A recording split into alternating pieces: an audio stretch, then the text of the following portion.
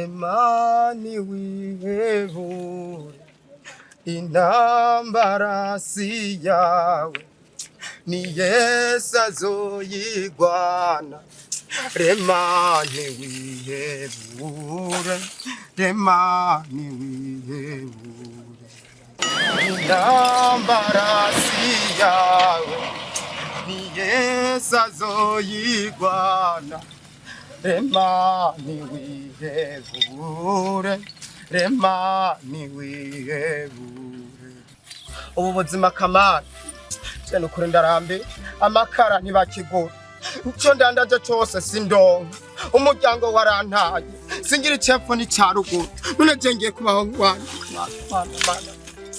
cyane ukuri mana ntabara nakoze iki ntiwandemye nk'abandi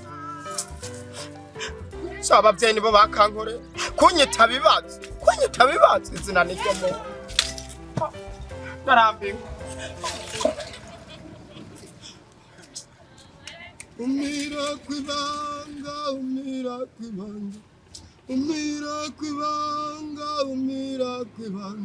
abumiye kwibanga nibo bazobona imana abumiye kwibanga nibo bazobona imana umira kwibanga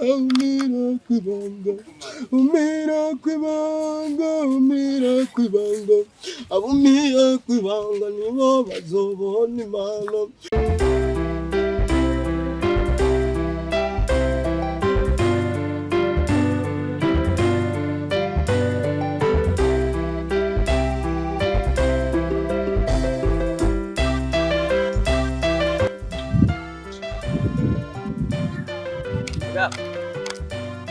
Yesu! Oya tuza. Oh no! Wewe witwa Ibibazo?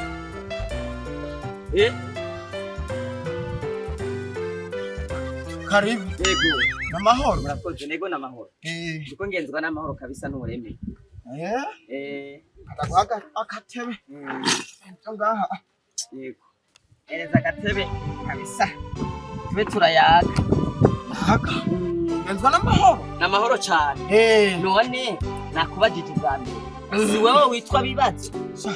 Abavyeyi barakankore barakagukore icyo nitwa Ibibazo aho bana navyo biranzingamitse reka mutaha umva rero Imana ikuntumye nari ndyamye ahantu ariko ma nari mejeje gusenga ayo ni amatiku yiwanyu bandanye none nari nzi izina ryo wawe bandanye icambere gituma Imana ikuntumye wewe ubuzima bwarakutuye icyo ukoze cyose cyane ukuri n'abapfumu waragiye ubivugura bizi nta kimwe barakumarira n'amakara ntibakingurira none urumva wumva Imana yabeshye rero ikintu Imana intumye kuri wewe gikuru ukeneye umuti w'ibibazo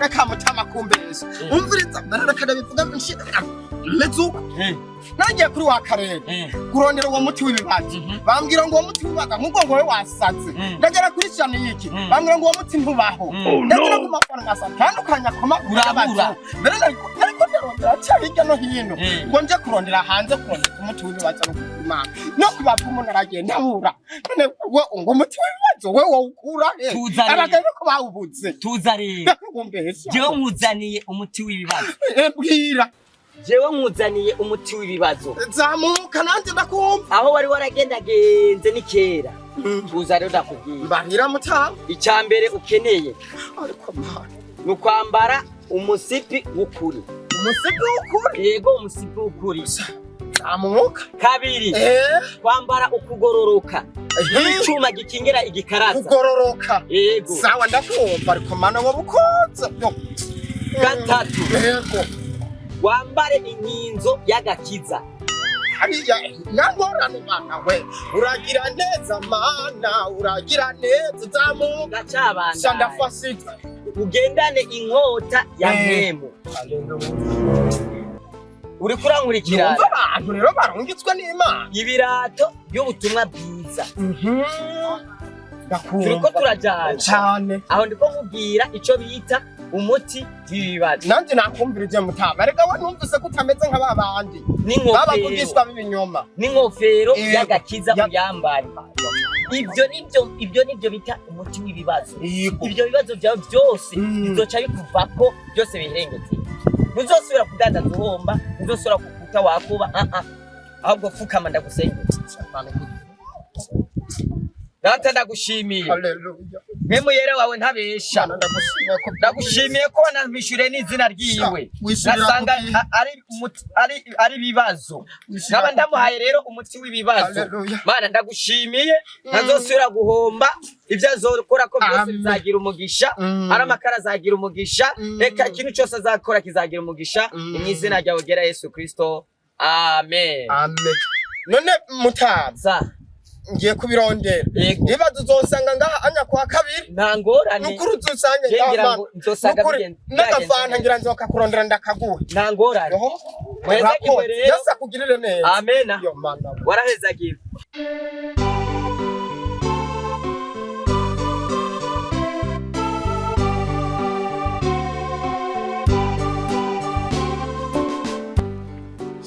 Wimana cyambwiye nabizanye ibirato by'ubutumwa bwiza nibi inkofero y'agakiza. Oh no. Ubwiza naho nibadandaza ngo barenze umusipi isentire y'ukuri ngiyi kagenda be kubibazo byohera basi umwambaro wo kugororoka singubu Imana kuva bambese unaza naronka inkota ya mpemu yera ni katamadayimo inkinzo yo kwizera ngiyi urakigusara kacira byambara genda kubukene ibibazo sha ndira we gusa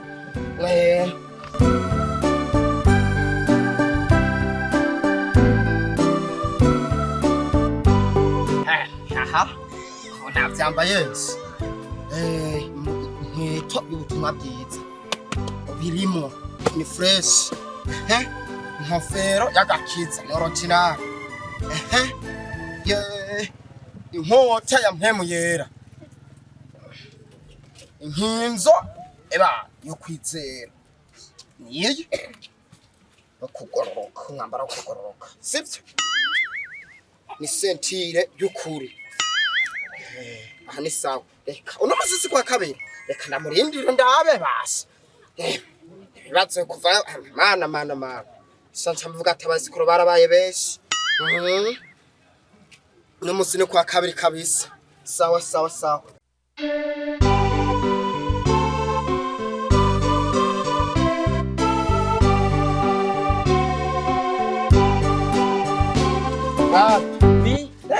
kare nukuri mu bintu byose wantumye ati nakime ntaza byose warabirose umve nakubwiye ntiwambwiye ngo atobutumwa bwiza niyo nakubwiye umuntu misentire y'ukuri reka rero nkanagare mu bwiza ikirato ngiki umviriza isentire y'ukuri ngiye inkofero y'agakiza inkinzo nayo nagiye muri krebe inkinzo hariya yayizana yiye rumva nkota nararondeye abacuzi bazi gucura neza barayinzanira bayibone ngiye frame aha anyarira aha mwambaro wo kugoroka nawe yaragiye neza urumva abantu bize ibintu byo kubaka baragorora neza hewe barira Mbega hewe sivyo je nakubwiye reka mbanze ndagusomera ijambo ry'Imana ndagusomera ijambo ry'Imana uyasubire mu sivyo nakubwiye reka mbanze gusomera ijambo ry'Imana bivuga amagorwa ntasigayana reka dusome ijambo ry'Imana umviriza tumanze dusome ijambo ry'Imana ndabivuga kugira ngo utahure amagorwa ntasigayana oya uraza gutahura dusome abanyefeso igice cyawo ca 6 nuvuga wegere umurongo wawo wa 14 kugera ku 17 nega amatwi rero kandi ndabyikeka aho wararenganye wumva ngo banyita bibazo ucuraza ngo siwe witwa bibazo abayise kuromwaragwiriye mwemu yera ni wakunyeretse umviriza rero ukurikirane ngo nuko rero umutwe wawo amajambo mbanze ndagusoma ibigwanishwa by'umukristo yego nsenga kwa mbere no kwa gatanu no kwa Mungu reka rero nkurikirane nuko rero mushikame mukenyeje ukuri mwambaye ukugororoka n'icyuma gikingira igikiriza mwambaye inkweto z'iby'ubutumwa bwiza bw'amahoro biteguza kandi hamwe n'ibi byose mwabire inkinzo yo kwizera, niyo muzoshobora kuzimisha imyami ya wa mubi yose yaka umuriro. 17 ndangiza, mwabire inkofero y'agakiza bo n'inkota ya mpwemu, niyo jambo ry'Imana. Amen. Reka rero ndagusobanurire neza kuko wewe ntabwo wigeze utanga. Yego. Yesu ashimwe. Amen. Amen. Wewe ni wavuze yuko wagiye ngo kagura ngo ushaka. Iyo tuvuze inkofero y'agakiza, ni kuvuga muri wewe utegerezwa kuba ufise agakiza kagendera muri wewe. Turi kumwe? Nakubwiye ngo ukenyeze ukuri. Ugiye mu muhana aho uri hose, naho uri ngaho uri kuradandaza, ukoresha ukuri. Udashobora kugavura abantu baje kugirana kugushorera amakara, utabahereza abantu utabahereza amakara adashitse. Urabona nk'aka kadobo kawe, akanyamba kagurishwa 2,000. Yego niko ndakumva. Ukamwuzuriza neza, ntumuhereza igici. Aho uzoba uri kurakoresha iki? Musentire. Nahora ngenza ngaha kwe. Numva none. Uri kurakoresha umusentire w'ukuri. Turi kumwe? Ko datahura bukebuke. Ibirato by'ubutumwa bwiza. Iyo tuvuze ibirato by'ubutumwa bwiza, ni ijambo ry'Imana. Amen. Ugatekera ijambo muri wewe rishobora kugufasha aho uri hose rikakuremesha. Turi kumwe? Ndiko ndakumva. Turi kumwe? Yego. Wambaye inkinzo. Inkinzo nayo apana wewe wagiye unzanira urutaro ngo niyo nkinzo. Urubarugura mu isoko, iyi ntabwo ari nkinzo. Wewe wafashe ibintu byo mu mpwemu ubizana mu mubiri. Ibibazo. Iyo tuvuze rero inkinzo, yego, bisigura yuko uba ufise ikintu muri wewe kigukingira imyami abadayimoni bashobora kukurasa. Ubukene, amagwara, ibigeragezo n'ibindi bitandukanye. Uri kurankurikirana? Ndakumva bukebuke. Wambaye umwambaro wo kugororoka nk'icuma gikingira imyami. Wewe waciye ugenda nguririza impuzu izi abarizugura. Nukuvuga ko ibintu byose wabishize mu mubiri. Suko rero nakubwiye. Nakubwiye ngo inkota waciye ugenda uzani iyi nyene abariyugura. Oro inkota ni jambo ry'Imana. Nukuvuga yuko utegerezwa kuba ufise Bibiliya usoma. Kugira ngo utewe n'ibibazo usome ukamenya ati uhoraho niwo mwungere wanje sinzokena. Amen. Ambyagiza mu canya cy'ubwatsi butotahaye. Haleluya. Aremesha umutima wanje. Amen. Ayo majambo kari karakukora ku mutima. Nukuri. Acatuma bya bibazo byose birangira. Rero wewe wanahuye nabi. Mukozi w'Imana. Yego. Je ndatahuye neza. Byari ibyo. Ndabyumvise. Kugira ibibazo sukwigunga. Kugira ibibazo sukurira. No, nukwegera Imana. Ikaguhishurira icyo ukwiye gukora. Ubu ndatahuye. Mukozi w'Imana. Imana iguheza. Ikongera amavuta. Nukuri uzofashe n'abandi. Narahezagiye. Amen. Nukuri nkaja gutudufaranga twanje ari two nari mfise imbere n'inyuma. Ariko ntacu kiruta byose nuko ntahuye neza. Mana ndagushimiye kumpinduriye amazina. Nari nitwa Bibazo ariko ndizera ko ngiye kwitwa Bimenya Imana.